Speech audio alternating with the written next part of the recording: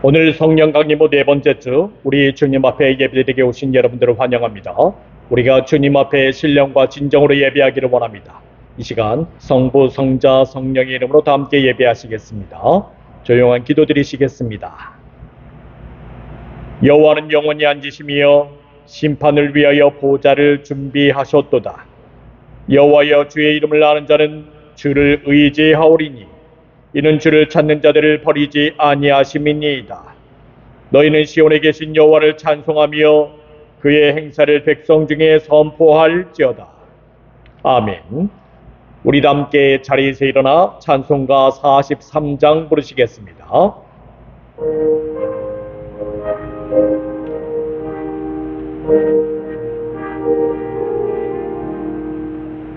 즐겁게 안식할 날, 반갑고 좋은 날, 내 마음을 편케 하니 즐겁고 기쁜 날, 이 날에 천하 만민 다 보좌 앞에서 참되신 삼위일체 다 찬송 부르네.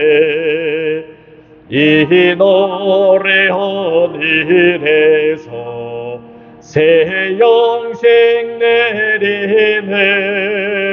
성회로 모이라고 종소리 울리네.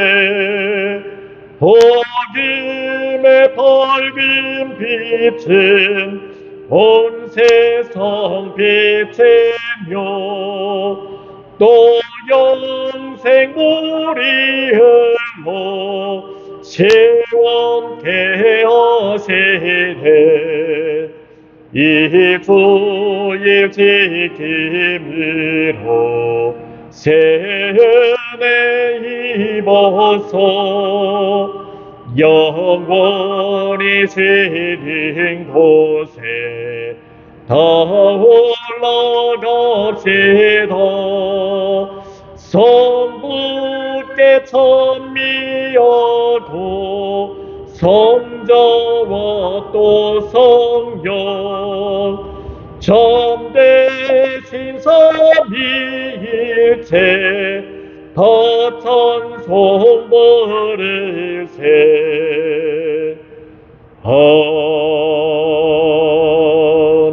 아멘.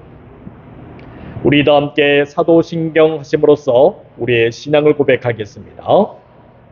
전능하사 천지를 만드신 하나님 아버지를 내가 믿사오며 그 외아들 우리 주 예수 그리스도를 믿사오니 이는 성녀로 잉태하사 동정녀 마리아에게 나시고 본디오 빌라도에게 고난을 받으사 십자가에 못 박혀 죽으시고 장사한 뒤 사흘 만에 죽은 자 가운데서 다시 살아나시며 하늘에 오르사 전능하신 하나님 편한 자 계시다가 저리로서 산자와 죽은 자를 심판으로 오시리라. 성령을 믿사오며 거룩한 공예와 성도가 서로 교통하는 것과 죄를 사하여 주시는 것과 몸이 다시 사는 것과 영원히 사는 것을 믿사옵나이다. 아멘. 우리 다 함께 교독을 하시겠습니다. 80번 고린도후서 4장으로 같이 교독하시겠습니다. 우리가 이 보배를 질그릇에 가졌으니 이는 심히 큰 능력을 하는 데 있고 우리에게 있지 아니하는 자에게 하였습니다. 우리가 사방으로 우겨쌈을 당하여도 쌓이지 아니하며 떳떳한 일을 당하여도 나타나지 아니하며 박해를 받아도 버림받지 아니하며 거꾸로 드림을 당하여도 거치지 아니하고 우리가 항상 예수의 죽음을 몸에 짊어짐은 예수의 생명이 또한 우리 몸에 단순하게 들어갑니다. 아멘.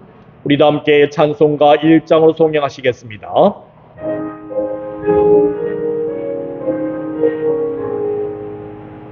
만복의 근원 하나님 온 백성 찬송 드리고 저 천사여 찬송하세 찬송 성부 성자 성령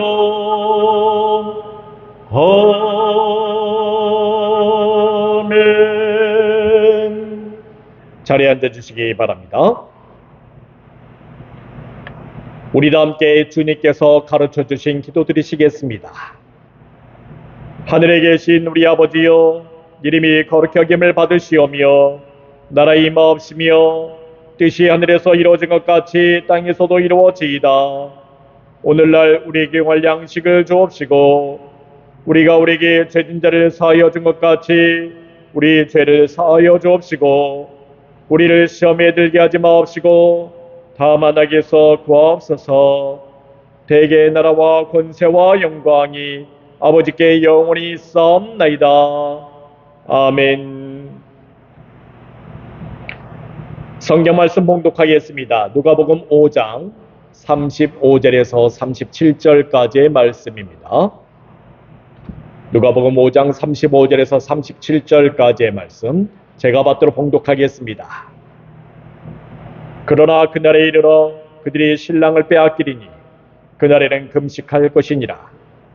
또 비유하여 이르시되 새 옷에서 한 조각을 찢어 낡은 옷에 붙이는 자가 없나니 만일 그렇게 하면 새 옷을 찢을 뿐이요 또 새 옷에서 찢은 조각이 낡은 것에 어울리지 아니하리라.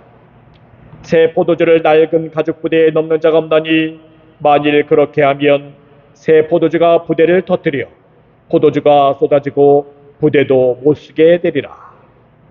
아멘. 오늘 말씀은 복음은 순수함 그 자체여야 합니다 라는 제목으로 하나님 말씀을 증거하겠습니다.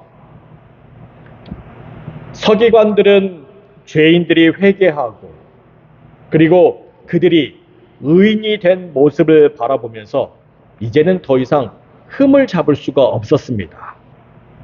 그래서 제자들을 다른 방향으로 비난하기 시작합니다. 지금 제자들이 무엇을 하고 있었습니까? 먹고 마시면서 식사를 하고 있었습니다.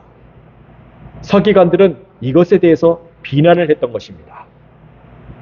일단 서기관들은 제자들이 식사하는 것과 세례 요한의 제자들이 금식하는 것을 비교하기 시작했습니다. 세례 요한의 제자들은 경건의 삶의 일환으로서 금식을 했다는 것입니다. 서기관들은 그들이 일주일에 2번 금식했다는 것입니다. 예수님의 제자들과 다른 삶을 살고 있었다는 것입니다. 물론 당시의 세례 요한들은 특별한 금식을 이어가고 있었습니다. 세례 요한이 헤롯 안디바로 인해서 감옥에 들어가게 되었지요. 세례 요한의 제자들은 그들의 스승을 위한 특별 금식을 하고 있었던 것입니다. 본래 세례 요한은 요단강에서 세례를 주고 있었는데 많은 바리새인들과 서기관들 그리고 유대인들이 와서 죄를 자복하고 세례를 받는 곳이 바로 요단강이었습니다. 그러한 세례 요한이 감옥에 갇히게 되었으니 이 요단강이 어떻게 되었습니까? 공석이 되게 된 것이지요. 임박한 진노를 피할 수 있고 하나님의 음성을 들을 수 있고 하늘이 열리고 비둘기와 같은 성령이 임하는 곳이 바로 요단강인데 그곳에 세례를 주는 사람이 없는 것입니다. 공석이 된 것이지요. 여기에 누가 왔으면 좋겠습니까? 예수님이 왔으면 좋겠는데 예수님은 이 요단강으로 가지 않았습니다. 갈릴리로 향하게 되었지요. 거기서 복음을 전하게 되었습니다. 그로 인해 세례 요한들은 금식을 안 할래야 안 할 수 없게 되었습니다. 일주일에 2번 금식하는 것도 금식이거니와 이제는 그들은 특별 금식을 해야 될 때가 이르게 된 것입니다. 너무나도 중대하고 시급하고 간절한 문제를 해결하기 위해서 특별 금식 기도를 하게 된 것이지요. 그러나 예수님과 예수님의 제자들은 어떻습니까? 의인이 된 서기관 이 세리들과 죄인들과 함께 식사를 나누고 있었습니다. 그곳에는 혼인집 신랑이 된 예수님과 더불어서 그곳에 찾아온 예식장의 아들들, 신방에 있는 아들들과 더불어서 잔치가 벌어지고 있었던 것입니다. 예수님은 그들이 불쌍해서가 아니라, 그들이 먹을 것이 없어서가 아니라, 그들이 가난해서 그렇게 잔치를 벌인 것이 아닙니다. 왜 예수님께서는 그들과 함께 잔치를 벌였습니까? 그들이 의인이 되었기 때문에 그렇습니다. 성경에서는 그들을 무엇이라고 표현하고 있습니까? 본 나라 백성들이라고 표현하고 있습니다. 그들은 죄인에서 하나님 나라의 백성이 된 것입니다. 세리와 죄인에서 하나님 나라의 의인이 된 것입니다. 이렇게 대조적이고 아이러니한 상황이 펼쳐지고 있는 이 시점에서 서기관들이 나타나서 예수님과 예수님의 제자들을 비난하고 있었던 것입니다. 왜 그들이 예수님 편을 들지 않습니까? 그들이 바로 본 나라 백성들이 아니기 때문에 그렇습니다. 이렇게 혼인집 잔치가 벌어지고 있는 이곳을 비난하기에 그지없었지요. 천국의 기쁨의 잔치를 슬픔의 짐을 지워주고 있는 것입니다. 그로 인해서 예수님은 그들의 의견과 그들의 주장에 대해서 결코 따를 수 없었습니다. 죄인에서 의인된 자들과 함께 천국의 기쁨을 누리고 있는데 그 누구도 그것을 빼앗지 못하도록 예수님께서 철저하게 막는 것입니다. 물론 예수님이 그 금식 자체를 무시하는 것은 아닙니다. 예수님이 금식이 필요치 않다라고 말하는 것은 아니지요. 금식이 여기에 상관없다라는 그 말이 아닙니다. 금식은 때에 맞춰서 해야 된다는 것입니다. 그래서 35절에 이렇게 말씀하시지요. 그러나 그날에 이르러 그들이 신랑을 빼앗기리니 그날에는 금식할 것이니라. 네, 그렇습니다. 예수님은 금식 그 자체를 부정하는 것이 아닙니다. 금식할 때가 언제인지 그것이 중요하다는 것이지요. 말하자면 금식의 진정한 의미보다는 금식의 때가 중요하다는 것입니다. 예수님께서는 그 금식의 때를 언제라고 얘기하고 있습니까? 신랑이 빼앗길 때라고 얘기하고 있습니다. 그런데 여기에서 이 말씀은 세례 요한의 제자들의 상황과 전혀 다릅니다. 세례 요한의 경우 세례 요한이 감옥에 감으로 말미암아 그 제자들은 그대로 요단강에 남아있게 되었고 요단강이 공석에 되어서 그들은 금식을 하고 있었던 것이지요. 하지만 예수님의 경우 예수님은 어떻습니까? 제자들과 함께하고 있었습니다. 예수님이 어디 간 것 아니에요. 그래서 그들에게는 금식을 할 수가 없는 것입니다. 하지만 예수님도 말씀하십니다. 야, 너희들도 이제 신랑을 빼앗길 때가 온다고 말씀하시는 것이죠. 세례 요한처럼 예수님도 누군가에게 빼앗기는 뉘앙스를 가지고 있습니다. 그런데 여기서 우리가 한 가지 헬라어를 확인할 필요가 있습니다. 빼앗기다라는 헬라어가 있습니다. 아파르테라고 얘기합니다. 아파르테. 이것은 혼인잔치가 벌어지고 있는 장소에서 떠나는 사람들이 누구냐는 것이지요. 빼앗기는 사람들이 누구냐는 것입니다. 이것은 신랑 신부가 아니에요. 혼인잔치에 초대된 사람들을 일컫고 있습니다. 이 말씀을 우리는 이사야서 53장에 있는 말씀을 통해서 구체적으로 확인해 볼 수 있습니다. 이것은요, 고난의 종이 어떻게 고난을 당하는지의 말씀의 중과 동시에 고난의 종을 떠나는 어린 양들에 대해서 말씀하고 있습니다. 이사야 53장 6절 말씀을 보게 되면 우리는 다 양 같아서 그릇 행하여 각기 제 길로 갔거늘 여호와께서는 우리 모두의 죄악을 그에게 감당시키셨도다 라고 말씀하고 있습니다. 이 말씀을 자세히 보게 되면 고난의 종은 있는 자리에 그대로 머물고 있습니다. 그런데 누가 떠나고 있습니까? 양들이 흩어져 버리고 있습니다. 우리는 자칫 이 말씀에서 고난의 종이 이제 고난을 받기 때문에 양들을 떠나는 것으로 오해하고 있었습니다. 우리가 예수님 말씀을 빗대어 본다고 하면은 예수님께서도 고난을 받으셨잖아요. 그리고 십자가에 못 박히셨잖아요. 그로 인해서 양들, 즉 예수님을 따르는 제자들을 예수님이 떠나는 것으로 볼 수가 있었습니다. 하지만 여러분들, 예수님께서 고난을 받고 예수님께서 십자가에 달리신다 하더라도 예수님은 항상 그 자리에 있었던 것입니다. 누가 떠나는 거였어요? 제자들이 떠나는 것이었습니다. 양들이 떠나는 것이지요. 예수님은 항상 그 자리에 있었지만 양들은 예수님의 고난과 죽으심 앞에서 떠나버리는 것입니다. 양들은 각기 제 길로 떠나버리는 것이지요. 여러분들, 금식은 바로 이때 하는 것입니다. 금식은 예수님이 우리를 떠나게 될 때 하는 것이 아닙니다. 우리가 예수님을 떠나게 될 때 바로 그때 금식을 하게 되는 것이죠. 이 말씀은 또한 성령에 빗대어서도 말씀할 수 있습니다.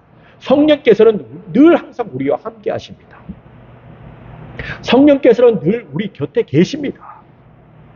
심지어 우리 안에 계십니다. 늘 성령이 우리 곁에 계세요. 우리 안에 계세요. 그곳에서 어떻게 하십니까? 말씀을 깨닫게 해주시지요. 하나님께서 우리에게 주시는 말씀을, 그 음성을 듣도록 하십니다. 그로 인해서 성령께서는 우리를 천국으로 인도하여 주십니다. 하지만 우리는 어떻습니까? 그 성령을 떠나버립니다. 우리 안에 성령이 계시고 우리 안에 성령께서 역사하시고 우리 곁에서 늘 말씀을 주고 계시지만 우리가 성령을 떠나버리는 것입니다. 성령은 언제나 늘 어디서나 그곳에 계십니다. 우리가 떠나는 것입니다. 우리가 성령을 무시하는 것입니다.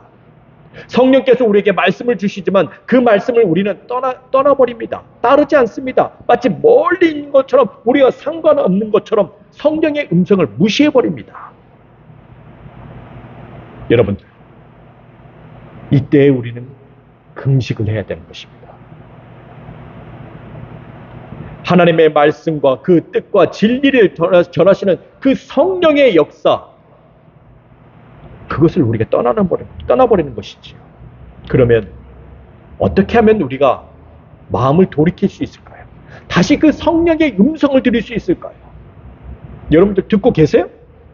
성령의 음성 듣고 계세요? 우리 가운데 울리는 그 음성에 따라서 여러분들 따라서 행동하세요? 안 들리지요? 우리가 성령을 떠난 거예요. 그럼 어떻게 하면 다시 돌이킬 수 있냐는 거예요. 얘기했다시피 그때 금식하는 거예요. 금식하면 음성을 들을 수 있습니다.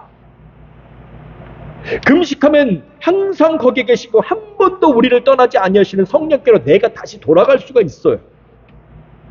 내가 떠났기 때문에 내가 다시 돌이켜야 되는 것이죠. 여러분들, 성령께서 금식하지 않으세요. 우리가 금식해야 되는 거예요. 그렇게 우리가 금식해서 돌아오게 되면은 거기에서 비로소 예수님 말씀을 들을 수 있습니다. 돌아온 거기에서 우리가 예수님의 가르침을 들을 수 있습니다. 돌아온 거기에서 예수님의 복음의 말씀을 들을 수 있습니다. 이렇게 예수님께서 말씀하시는 금식은 세례 요한의 제자들이 하는 금식과 그 성격을 완전히 달리하고 있습니다. 그래서 예수님께서 함께 계실 때, 성령께서 우리와 함께 계실 때는 절대 금식해서는 안 돼요. 세례 요한의 제자들이 금식한다고 해서 같이 금식해서는 안 되는 것입니다. 예수님과 함께 할 때, 진리의 영이신 성령과 함께 할 때는, 그 말씀이 함께 있을 때는, 그때는 금식해서 안 되는 것입니다. 아무리 세례 요한의 제자들이 찾아와서 같이 금식 좀 해줘 라고 요구한다 하더라도 우리는 그들에게 얘기해야 되는 것이죠. 야, 금식 풀고 여기 예수님 계시니까 같이 잔치자리에 참석해 라고 얘기해야 되는 것입니다. 바리새인의 제자들이 찾아와서 같이 금식하자고 해도 그들에게 얘기해야 됩니다. 금식을 풀고 혼인집 잔치에 참여하라고 얘기를 해야 됩니다. 같이 기뻐하고 음식을 나누라고 얘기해야 되는 것이죠. 여러분들, 신앙이라고 해서 늘 고집해서는 안 됩니다. 탄력성을 가질 수 있어야 돼요. 혼인집 잔치에 손님이 되어야 됩니다. 아무리 슬픈 날이요, 애통하는 날이요, 죄를 무릅쓰는, 그러면서 울며 통곡하는 날이라 하더라도 예수님과 함께 하게 되면 빨리 그 금식을 풀어야 됩니다. 기쁨의 잔치자리로 참여할 수 있어야지요. 여기서 그런데 왜 금식을 풀고 굳이 그렇게 잔치자리에 참여해야 되는 그 이유에 대해서 분명히 우리는 또한 예수님께서 말씀하시지요. 언젠가는 뭐 하기 때문에? 신랑을 빼앗길 때가 오기 때문에 그렇습니다. 그때는 금식해야 되는 거예요. 무조건 잔치자리만 열리는 것이 아닙니다. 어느 순간 슬퍼하며 애통하면서 어쩔 수 없는 상황에서 주님을 떠나야 될 때가 있어요. 죄사함의 권능이 사라지는 때가 있습니다. 천국의 기쁨이 사라지는 때가 있어요. 그때는 금식해야 되는 것입니다. 금식이 아니고는 도저히 이때를 벗어날 수 없습니다. 금식이 아니고는 주님을 떠난 그 자리에서 도저히 회복할 수가 없습니다. 내가 기뻐하려고 해도 슬픔으로 인해서 내 눈에 눈물이 앞을 가립니다. 금식이 정말 필요할 때이죠. 그런데 여러분들, 그때 금식하려고 해도 금식할 수 없을 때가 찾아와요. 금식을 해야 되는데 도저히 금식을 할 수 없습니다. 금식은커녕 도망가기에 바빠요. 도망가더라고 정신이 없습니다.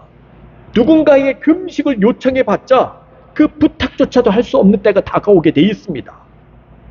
금식의 시간이 찾아오지만 정작 금식을 못하는 것입니다. 네, 그렇습니다. 하나님 때에 맞춰서 금식한다는 거 굉장히 어려워요. 그럼에도 불구하고 중요한 때가 닥쳤을 때 그때에 맞춰서 금식을 해야만이 반드시 회복할 수 있습니다. 그러면 하나님 때에 맞춰서 금식할 수 있는 그 힘은 어디서 오는 것일까요? 그것은 내 자신을 빼는 데서 시작합니다. 내가 급하다고 해서, 내가 힘들다고 해서, 내가 원한다고 해서 마음대로 금식해서는 안 됩니다. 그때의 힘을 빼버려서는 안 돼요. 그때의 힘을 다 소비해버려서는 안 됩니다. 때가 이르지도 아니하였는데 거기서 그때 진을 다 빼버리면 안 돼요. 내가 급하다고 해서 금식해버리면 안 됩니다. 정작 하나님 때가 이르게 되었을 때는 금식을 할 수가 없어요. 우리는 금식할 때까지 기다려야 됩니다. 금식의 힘을 비축해 둘 수 있어야 돼요. 잔치의 때라, 그래서 잔치의 때가 이르면 잔치를 해야 되는 것이 옳습니다. 나만 쏙 빠져가지고 나만 금식하면 안 돼요. 같이 잔치자리가 있으면 같이 잔치를 해줘야 돼요. 같이 금식할 때가 되면 그때 같이 금식을 하는 것입니다. 잔치의 때에 금식해서는 안 되고 금식의 때에 잔치를 해서는 안 됩니다. 적당한 때를 위해서 늘 힘을 비축해 줄 수 있어야 됩니다. 이것이 얼마나 중요한지, 잔치의 때와 금식의 때를 구분하는 것이 얼마나 중요한지 예수님께서는 이것을 비유를 통해서 말씀해 주십니다. 36절과 37절 말씀 보도록 하겠습니다. 또 비유하여 이르시되 새 옷에서 한 조각을 찢어 낡은 옷에 붙이는 자가 없나니 만일 그렇게 하면 새 옷을 찢을 뿐이요 또 새 옷에서 찢은 조각이 낡은 것에 어울리지 아니하리라. 새 포도주를 낡은 가죽 부대에 넣는 자가 없나니 만일 그렇게 하면 새 포도주가 부대를 터뜨려 포도주가 쏟아지고 부대도 못 쓰게 되리라. 네, 그렇습니다.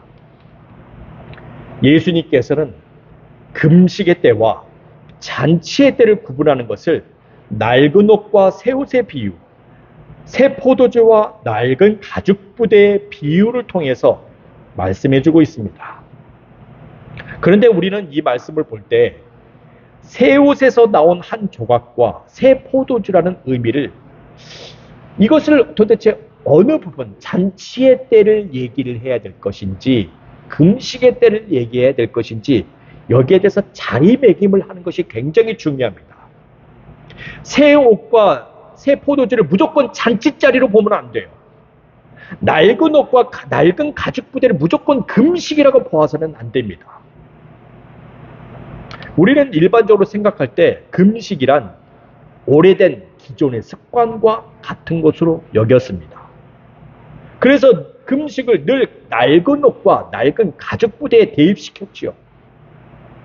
하지만 금식을 그런 식으로 대입해서는 안 됩니다. 금식은 새 옷 조각일 수도 있고 새 포도주라고 말할 수도 있어요. 새 옷 조각이란 헬라어로 토플레노마 아우트라고 얘기를 합니다. 문자적으로 보게 된다면 한 번도 사용하지 않은 배조각이라는 것이지요. 새 포도주는 헬라어로 아이논 네온이라고 얘기를 합니다.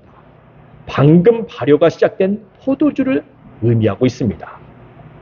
말하자면 새 옷의 조각이나 포도주는 정말 아무도 건드려 보지 않은 것들을 의미하고 있습니다. 그래서 금식을 새 옷 조각이나 새 포도주에 대입시킨다면 시작부터 사실은 맞지 않습니다. 금식은 본래 오래된 율법이요 관습입니다. 금식은 낡은 옷이나 가죽 부대가 될 수도 있습니다. 그래서 우리는 금식을 어느 때에 맞춰서 보아야 되느냐? 반드시 신랑을 빼앗길 때에 맞춰서 보아야 됩니다. 신랑을 빼앗길 때 하는 금식은 새 옷의 조각일 수도 있고 새 포도주가 될 수 있습니다. 예수님과 관련된 모든 일들은 새 옷의 조각이 될 수 있어요. 새 포도주가 될 수 있습니다. 하지만 제자들이 이 금식을 예수님과 멀리 떨어뜨려 놓고 다른 일과 다른 용도로 사용한다면 이 금식은 낡은 가죽 부대가 될 수 있고 낡은 옷이 될 수 있습니다. 만일 제자들이 예수님과 함께하는 혼인집에서 예수님을 뒤로 제치고 세례 요한이 하는 금식을 하고 슬퍼한다면 그 금식은 금방 낡은 옷과 낡은 가죽 부대가 될 수 있습니다. 그러나 금식의 상황 속에서도 세례 요한의 제자들이 예수님이 계신 혼인집에 와서 금식을 벗어버리고 같이 기뻐하고 식사를 나누면서 천국의 기쁨을 맛본다면 그것은 또한 새 옷의 조각이 될 수 있고 새 포도주가 될 수 있습니다. 그리고 잔치가 끝난 다음에 예수님과 더불어서 만약에 다시 금식으로 돌아가게 된다면 이 금식은 새 옷의 조각이 될 수 있고 새 포도주가 될 수 있는 것이지요. 간단하게 다시 한번 말씀해 드리자면 예수님과 함께 하게 되면 모든 것이 새 조각과 새 포도주가 될 수 있어요. 그러나 예수님과 따로 떨어뜨려서 보게 된다면 그것은 낡은 가죽 부대가 되고 낡은 옷이 될 수밖에 없는 것이죠. 그것을 가지고는 도저히 담아낼 수가 없습니다. 낡은 가죽 부대, 낡은 옷은 결국에는 나중에 새 옷도 망가지게 되고 새 포도주조차도 다 쓸모없게 되는 것입니다. 사람들은 그러나 금식과 이 잔치자리를 함께 담아내려고 합니다. 여러분들, 금식과 잔치자리를 어떻게 함께 담아낼 수 있습니까? 전통과 관행, 습관이라는 것을 복음과 함께 담아내려고 하는 것이죠. 여러분들, 우리가 그 연구소에서도 같이 연구를 해봤잖아요. 각 나라와 각 민족들마다 수많은 전통과 관행들이 있어요. 그것들이 다 있습니다. 그 사람들은요, 예수님 없이도 전통과 관행, 습관들을 잘 이어갑니다. 근데 거기에 이제 기독교가 들어가요. 그렇게 들어가서 이 전통과 관행과 기독교가 같이 충돌을 하기 시작합니다. 이렇게 충돌을 하게 되면요, 기독교인들이 참 곤란하게 돼요. 그래서 이들은 방법을 고안해냅니다. 어떻게 고안해내느냐? 이 전통과 관행을 복음과 함께 믹스시켜버려요. 이 둘을 갖다가 같이 껴맞추기 시작합니다. 말씀 속에서 전통과 유사한 점을 찾아내요. 또 전통 속에서도 말씀과 유사한 점을 찾아냅니다. 그래서 서로 믹스시켜버려요. 섞어버리기 시작합니다. 여러분들, 이것을 우리는 미국에서도 경험할 수 있어요. 언제 경험하게 됩니까? 여러분들, 가장 이 미국에서 기독교인들이 가장 난감한 날이 있어요. 그때가 언제인지 아십니까? 할로윈데이, 할로윈데이. 할로윈데이 되면 어땠어요? 애들이 귀신 복장하고 다니지요. 호박에 구멍을 파서 악마가 막 웃고 있습니다. 귀한 복장을 하고 다니면서 집집마다 돌아다니면서 트릭 올 트릿 그것을 외쳐요. 그러면서 초콜릿과 사탕을 얻어먹습니다. 여러분들 기독교인들이 그거 보기에 참 난감하지요. 그러나 여러분들 할로윈 데이가 되면은 내가 아무리 기독교인이라 하더라도 동네 아이들뿐만 아니라 각 가정들과 학교 심지어 직장에서도 연례 행사가 되어버립니다. 내가 기독교인이라고 해서 안 하자니 참 난감해요. 그래서 생각해낸 것이 무엇입니까?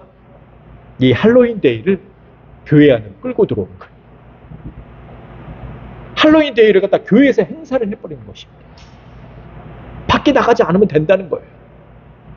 그래서 교회 안에서도 괴이한 복장을 하게 되고 귀신 분장뿐만 아니라 다른 형태로 변형해서 교회에서 트릭 올 트릿을 갖다 하는 것이죠. 이렇게 하면 어떻습니까? 관행이나 전통도 버리지 않고 복음도 버리지 않는다는 그런 생각을 가지고 있는 거예요. 그러나 여러분들 성경은 분명히 얘기하고 있습니다. 섞지 말라는 거예요. 혼합시키지 말라는 것입니다. 이것은 하나님 앞에서 가증한 것이라고 얘기하고 있습니다. 여러분들, 저도 마찬가지였어요. 저도 저희 집안에서 제가 초대 신앙이잖아요. 저희 부모님들 제사를 드려요. 제사를 드리는데 하필이면 제사를 갖다가 언제 드려요? 주일날 꼭 드려요. 주일날 되면 그렇게 제사를 드리려고 해요. 전 교회 가야 되는데 그걸 해야 된다는 것입니다. 그리고 절도 하래요. 못하지요. 어떻게 합니까 그거를. 그런데 이거 갖다가 또 그것이 비단 저의 경우뿐만이 아니지요. 기독교인들도 마찬가지였어요. 이것을 갖다가 안 하자니 욕먹고 하자니 기독교인으로서 양심에 찔리고 그러니까 이것을 갖다가 교묘하게 섞어 놓습니다. 어떻게 섞어놔요? 추모 예배를 드리는 거예요. 추모 예배. 상을 딱 차려놓고 거기다가 사진도 딱 고인의 사진도 딱 올려놓고 거기서 예배를 드려버려요. 여기서 예배를 드리는 거예요. 전하는 대신 예배를 하자는 거예요. 섞습니다. 이거 다 섞어요. 그런데 여러분들 이렇게 되면요 결론이 뭔지 아십니까? 둘 다 못 쓰게 된다. 둘 다 못 쓰게 된다. 이것이 비단 우리의 경우뿐만인지 아십니까? 성경에서도 증언하고 있어요. 신명기 22장의 말씀을 보게 되면 그 말씀이 잘 나와 있습니다. 여자는 남자 의복을 입지 말고 여자는 남자 의복을 입지 말라는 것이죠. 섞지 말라는 거예요. 포도원에 두 종자를 섞어서 뿌리지 말라고 얘기합니다. 밭을 가는데 소와 나귀를 같이 결의하여서 밭을 갈지 말라고 얘기해요. 양털과 배실로 짠 것을 입지 말라고 합니다. 레위기 19장에서 이런 말씀도 나와요. 가축을 다른 종류와 교미시키지 말라는 거예요. 두 재료로 직조한 옷을 입지 말라는 것입니다. 근데 여러분들 어떻습니까? 여러분들 옷 입은 거 봐요. 나일론과 그냥 섬유 우리가 일반 페이브릭을 갖다 같이 섞어버려요. 섞어서 입은 옷이잖아 이거 다. 그렇죠? 몇 퍼센트 들어갔다고 이 뒤에 라벨 보면 다 나와요. 근데 성경에서는 이거 하지 말라고 얘기해요. 옷을 얘기하는 것이 아니죠. 섞지 말라는 거예요. 복음과 세상의 관행을 섞지 말라는 거예요. 두 가지 이상 혼합된 것을 분명히 금하고 있습니다. 여기에서 예수님께서는 그러면 어떻게 이 사실에 대해서 말합니까? 복음은 순수하게 복음이어야 된다는 것입니다. 복음과 전통을 합하면 처음엔 보기엔 좋아도 점점점 합일되면 합일될수록 서로 맞지 않아서 구멍나고 찢어지고 끊어지게 된다고 말씀하고 있습니다. 이도저도 아닌 것이 되고 있다는 것이지요. 옷에 대해서 한번 얘기했으니까 좀 더 얘기해 볼게요. 요즘에 그 옷을 갖다가 이렇게 같이 두 종류의 재료로 직전 옷을 갖다가 요즘 많이 피하기도 해요. 왜 그런지 아십니까? 몸에 안 좋아요. 그게 알레르기 반응을 일으켜요. 내지는 아토피를 갖다 일으킵니다. 그래서 애들한테 완전히 순수한 섬유로 된 것들, 한 가지 종류로만 된 것들, 그런 옷을 입히기도 해요. 이 몸이 점점 반응을 일으키고 있거든요. 우리 사모님 같은 경우에는 빨래를 할 때 세제를 좀 순수한 걸로 쓰려고 해요. 섞인 거, 막 냄새 진하게 섞인 거, 그거 다 잘 안 쓰려고 해요. 왜? 몸이 안 좋으니까. 좀 섞인 것들은요, 그런 반응을 일으켜요. 주로 대체로 그렇습니다. 그래서 성경에서는 예전부터 벌써 이런 얘기를 다 하고 있는 거예요. 몇천 년 전부터. 이렇게 섞게 되면은 이도저도 아닌 것들이 생긴다는 것이죠. 여기에 대한 결과물을 갖다가 잘 표현한 말씀이 있습니다. 갈라디아서 4장 10절에서 11절 말씀입니다. 너희가 날과 달과 절기와 해를 삼가 지키니 내가 너희를 위하여 수고한 것이 헛될까 두려워하노라. 이 말씀은 본래 하나님을 알지 못하는 자들이 복음을 받아들였다는 것이에요. 그래서 하나님을 알게 되었다는 것이요. 믿는 자가 되었다는 것이요. 그런데 믿은 다음에 다시 악하고 천박한 학문, 즉 날과 달과 절기와 해를 지킴으로써 과거의 습관으로 돌아가는 것입니다. 과거로 다시 돌아가서 종노릇하는 것을 일컫고 있어요. 말씀에 얽매여 사는 것이 아니라 과거의 관행과 습관, 믿지 않을 때 지켜왔던 그 관습으로 돌아가는 것을 얘기하고 있습니다. 그러면은 모든 것이 다 헛되게 되어버린다는 것이죠. 예수님께서 말씀하십니다. 복음을 받아들인 이후로는 다시 과거의 관행이나 전통, 습관으로 돌아가서는 안 된다는 것이에요. 과거의 관습으로 돌아간다는 것은 무엇을 의미하고 있습니까? 여러분들, 개가 많이 먹으면 어떻게 해요? 토해요. 근데 막 개가 이제 개워낸 다음에 운동하러 갔다 왔다가 갑자기 그 토한 것을 다시 발견해요. 아이고야, 누가 맛있는 걸 놔뒀다? 그러면서 개가 또 먹어요, 그걸. 똑같아. 여러분들이 돼지 있잖아요. 돼지 너무 더러워. 그래서 깨끗하게 씻겨놔.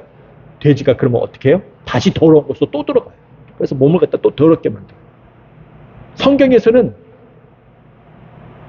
믿기 전에 행동했던 그 관습에서 이제는 다시 믿음 이후로 변화된 모습이 되었는데 다시 과거로 돌아가 버리는 것을 이거하고 똑같다는, 개나 돼지하고 똑같다는 거예요. 그들의 관습이 똑같다고 얘기하고 있습니다. 여러분들, 예수님의 복음을 전적으로 받아들이기 위해서는 새 부대가 되어야 됩니다. 과거의 전통과 관습을 지켜야 되는 낡은 부대로 남아있으면 안 됩니다. 과거의 전통을 이어가면서 말씀을 받아들여갈 수 없습니다. 그것이 비단 전통뿐이겠습니까? 여러분들은 믿음이 있을 때와 믿음이 없을 때를 분명히 구분할 수 있어야 됩니다. 믿음이 있은 다음에도 믿음이 없을 때 행했던 그것을 그대로 행하고 있으면 안 됩니다. 믿음이 없을 때 만났던 친구들, 믿음이 없을 때 누려왔던 자신의 삶들, 믿음이 없을 때 지켜왔던 각종 습관들, 심지어 믿음이 없을 때 같이 했던 가족관계조차도 그대로 받아들여서는 안 됩니다. 믿는 자가 되었으면 이들과 구분될 수 있어야 되는 것이죠. 그러면 여러분들도 얘기하시겠죠. 그러면 목사님, 친구의 관계도 끊어버리고 가족도 관계도 끊어버리고 친척도 끊어버리고 나의 삶도 끊어버려야 됩니까? 물을 수 있습니다. 전 대답합니다. 네, 끊어야 됩니다. 다 끊어야 됩니다. 그리고 다시 새 옷으로 만들어야 됩니다. 새 가족 부대로 다시 만들어야 됩니다. 이전에 헤딩했던 그 모든 구습들은 다 벗어버리고 새 사람이 되어야 합니다. 새로운 모습으로 다시 담아내야 되는 것이죠. 믿음의 친구로 다시 담아내야 되고, 믿음의 가족으로 다시 담아내야 되고, 믿음의 친척으로 다시 담아내야 됩니다. 믿음이 중심이 되는 그런 삶으로 다시 담아내야 되는 것입니다. 내가 믿음 전에 가졌던 과거와 사건, 즐겨왔던 그 모든 것 같이 담아낼 수는 없습니다.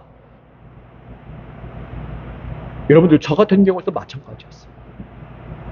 제가 믿음을 가진 이후로는 저희 집안에서는 완전히 내놓은 자식이 되었었어요. 저는 같이 할 수가 없으니까. 믿음을 가진 이후로는 그들과 같이 할 수가 없었어요. 그래서 제가 한 행동이 뭔지 아십니까? 당신들도 같이 끊어라, 이거였어요. 우리 가족들에게 얘기했어요. 당신들도 같이 끊어라. 그래서 엄청나게 열심히 전도했죠.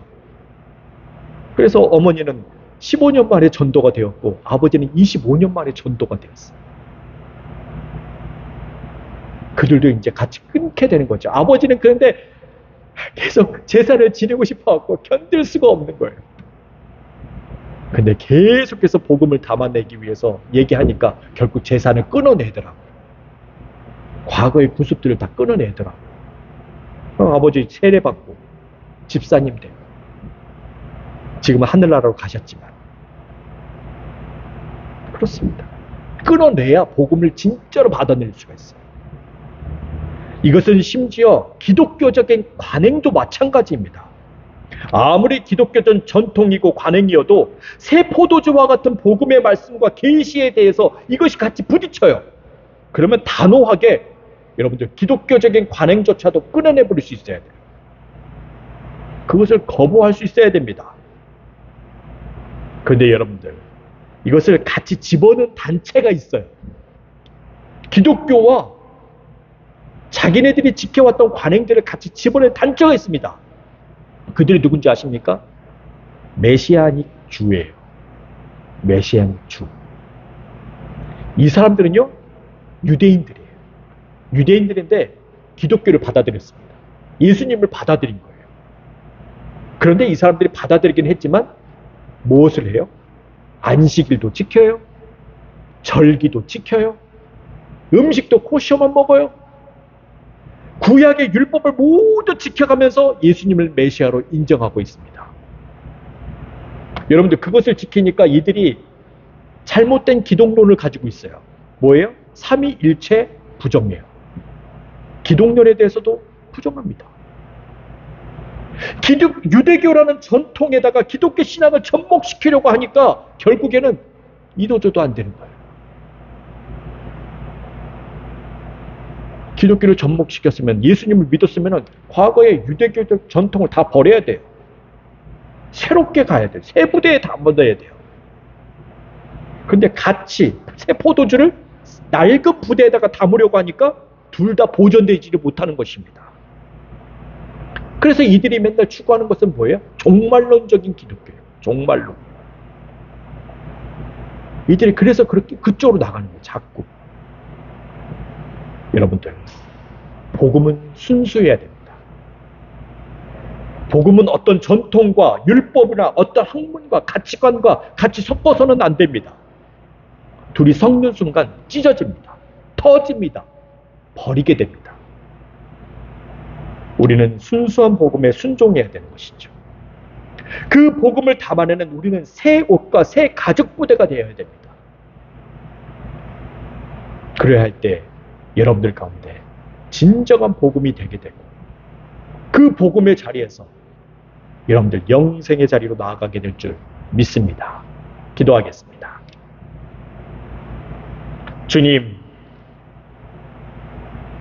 새 옷의 조각을 낡은 옷에 같이 붙이는 경우가 없고, 새 포도주를 낡은 가죽 부대에 붓는 경우도 없습니다. 그러나 이렇게 같이 섞게 되고 붙게 될 때에 결국에는 둘 다 헤어지게 되고 둘 다 못 쓰게 된다는 우리 예수님의 말씀을 들었습니다. 우리가 이제는 썩어져가는 그 옛 구습을 벗어버리게 하여 주시고 새 사람이 되어서 오직 말씀, 순수한 그 복음만을 받아들이게 하여 주시옵소서. 새 옷의 조각이 되기를 원합니다. 새 가죽 부대가 되기를 원합니다. 주님 역사하여 주시옵소서.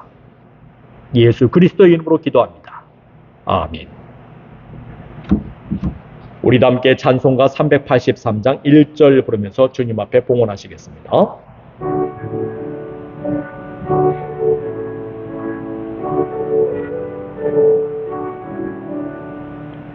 눈을 들어 산을 보니 도는 어디서나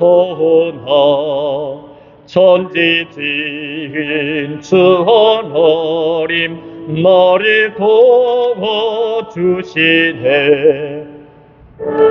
버리실 적 않게 주가 떼어 지키며 간 백성 항상 지켜 길을 보하시네. 아멘. 우리 함께 바쳐진 헌물을 위해 기도하겠습니다. 감사하시고 고마우신 하나님 아버지, 오늘 거룩한 주에 우리 주님 앞에 나와 우리가 예배를 드리게 하심을 감사합니다. 오늘 주신 은혜에 따라 11조와 감사와 주일 여물을 바쳤습니다. 우리가 이 물질을 바칠 수 있도록 믿음과 힘을 주심에 감사합니다. 이 물질을 주님 앞에서 기뻐하며 감사하며 드렸사오니 우리 주님 받아주시옵소서. 그리고 이 거룩하고 복된 주일에 우리의 모든 일을 풍성하게 하시며 평강이 넘치게 하여 주시옵소서. 주님, 우리가 새 옷과 새 부대가 되게 하여 주시옵소서. 우리의 썩어져가는 옛 구습을 벗어버리게 하여 주시고 오직 주님께서 주시는 복음을 담을 수 있도록 우리의 삶을 변화시켜 주시옵소서. 우리가 믿음을 갖지 못할 때 습관을 따라가고 세상의 관습을 따라갈 때가 있습니다. 그것을 전통이라는 이름을 가지고 하나님의 말씀과 혼합을 이루려고 하고 있었습니다. 그러나 우리가 주 예수의 이름으로 단호히 이것을 끊어버리게 하여 주시고 오직 순수한 복음만을 받아들이게 하여 주셔서 새 옷과 새 부대로서 주님의 빛을 비추게 하여 주시옵소서. 이 시간 우리 중에 병들고 아프며 마음에 상처 있는 자들을 회복시켜 주시옵소서. 모든 근육과 병만은 예수의 이름으로 물러가게 하시며 모든 상처가 깨끗게 씻음받게 하여 주시옵소서. 오직 빛으로 비추고 소금으로 쓰임받는 귀한 삶이 있기를 원합니다. 오늘 모여진 예물들이 주의 사업을 위해 쓰여지는 곳곳마다 주님의 영광 나타나게 하여 주시고 바쳐진 손길들을 기억하셔서 그 손길과 각 가정들이 생명력 넘치게 하여 주시옵소서. 예수 그리스도의 이름으로 기도합니다. 아멘. 교회의 소식 알려드리겠습니다. 오늘은 성령 강림 후 제 4번째 주입니다. 사랑하는 여러분, 우리가 하나님의 긍휼하심을 받고 때를 따라 돕는 은혜를 얻으시길 바랍니다.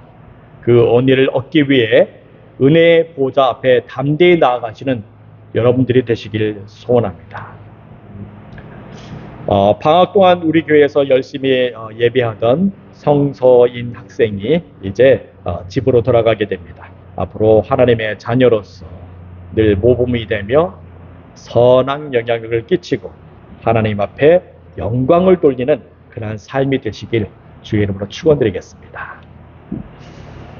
우리가 교회 모여 예배를 드립니다. 교육 오시지 못하는 분들은 줌 라이브와 유튜브를 통해 온라인 예배 하실 수 있습니다. 이메일을 통해 보내드리는 링크를 참조해 주시길 바랍니다. 우리 다 함께 자리에서 일어나 찬송가 516장 부르시겠습니다.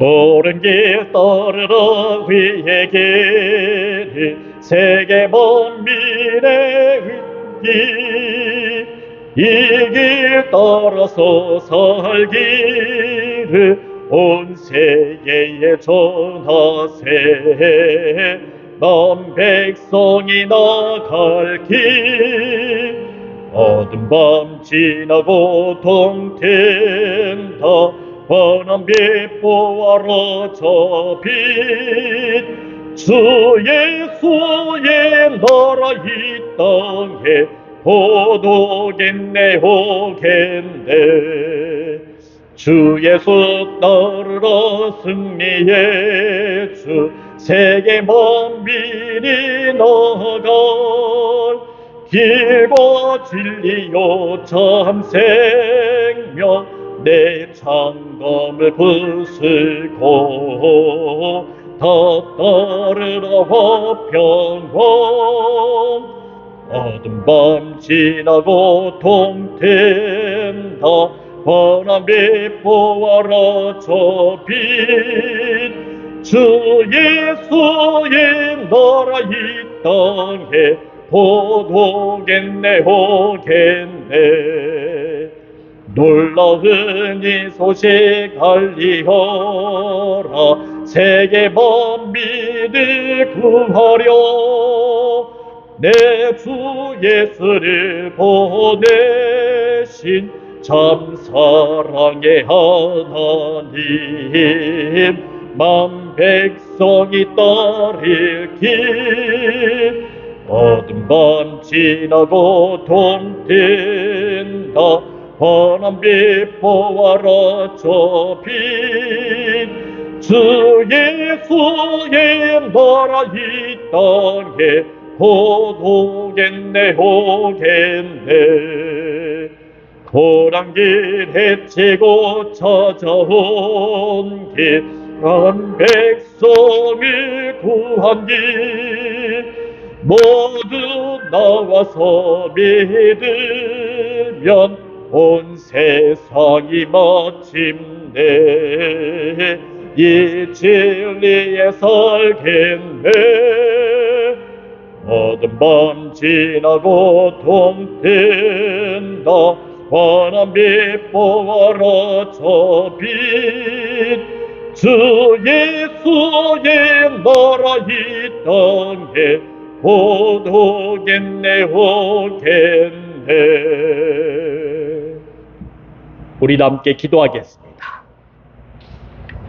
지금은 길이요 진리요 생명 되시며 부활 되신 우리 구주 예수 그리스도의 은혜와 하나님 아버지의 만극하신 사랑과 성령의 감화하시고 내주하시고 충만하게 교통하심이 새 옷의 조각과 새 부대가 되어서 구습을 따르는 것이 아닌 오직 순수한 복음만 담아내길 원하는 사랑하는 성도들 머리머리 위에 이들의 가정과 일하는 곳들과 공부하는 곳 그 모든 처소들 위에 두고 온 고국과 이 미국 땅 위에 지금으로부터 영원토록 함께 하시길 간절히 축원하옵나이다. 아멘.